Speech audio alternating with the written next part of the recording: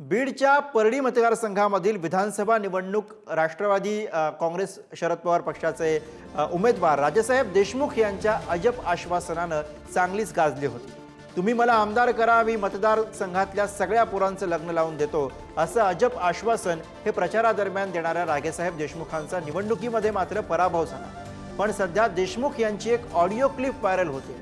एका तरुणानं आपल्या लग्नासाठी काहीतरी करा अशी विनवणी करणारा फोन हा थेट राजेसाहेब देशमुख यांना केला। बघूया। साहेब, मी परिस्थितीला तुम्हाला मतदान केलं, सगळ्या गोष्टी केल्या। बोला साहेब, ते लग्नात सांगितलं का ते सगळं? हॅलो, लग्नाचं काय झालं म्हणलो?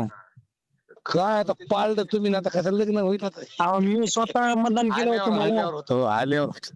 आल्यावर होतं, पण आम्ही आशाने मतदान केलं ना तुम्हाला. तर केलं आता त्याला काय करायचं? अहो, जीवाचं रान केलं मी, बोटावर देऊ नका, आशा ठेवून द्या, काय करावं?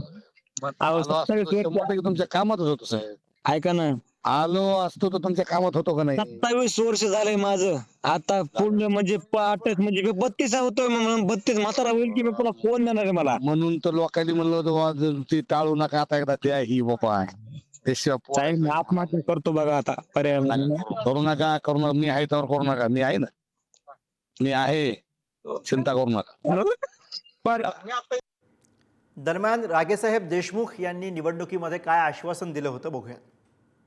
उद्याच्या काळात मी आमदार झालो, सगळ्या पोरांचे लग्न करू,